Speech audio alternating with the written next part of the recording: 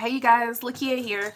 Welcome back. The last time that we were together, we talked about the power of consent and why it's important to teach it to our loved ones. And today we are going to talk about something that is very dear and true to my heart, very personal to me. And I cannot promise you that I will not cry.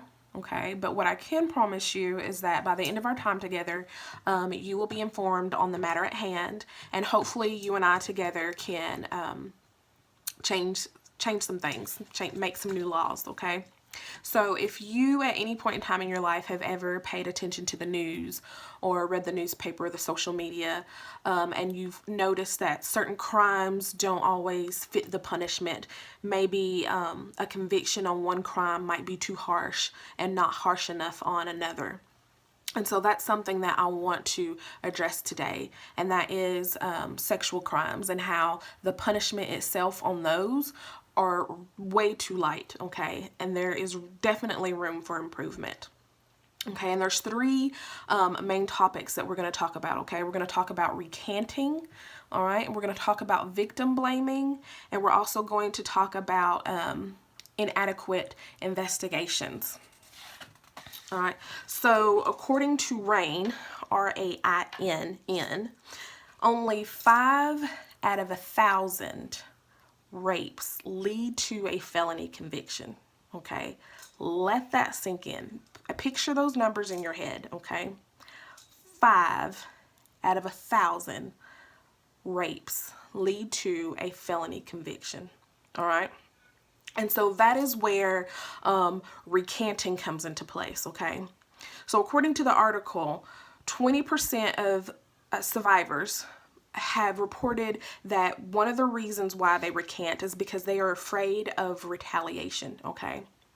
And so a lot of times when we think about victims recanting, we associate or assume that they are recanting because they've lied, all right?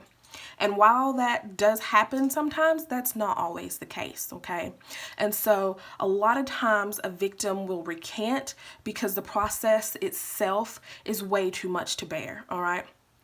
So I want you to think about it, okay? So not only have you been dehumanized by an individual or a group of individuals, you now have to undergo an examination, a physical examination, a rape kit. You now must be interviewed by local authorities, extensive interview, okay? Your entire sexual history is now on the table because you have to explain everything. And then you are at risk of your name being slaughtered through the mud, all right? The experience in itself is heartbreaking, okay?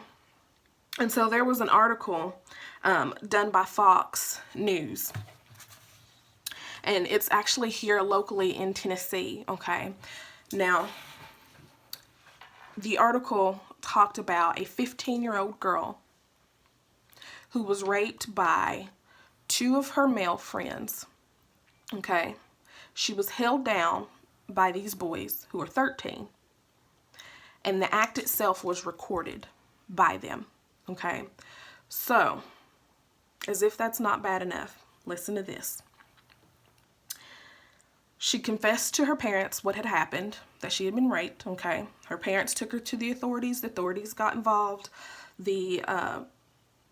Both boys confessed and turned over the tape to the local authorities, okay?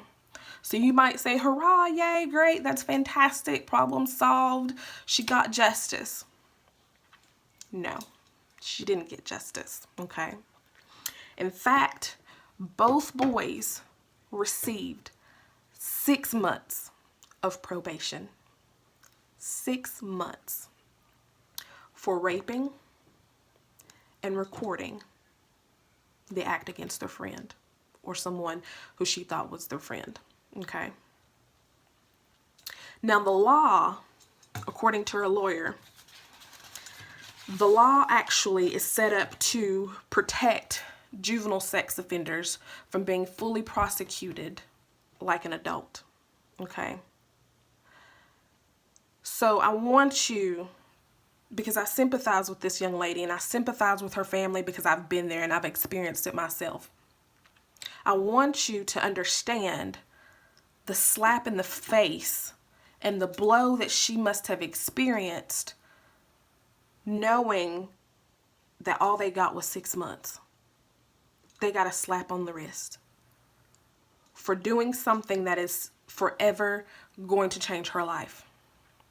Okay?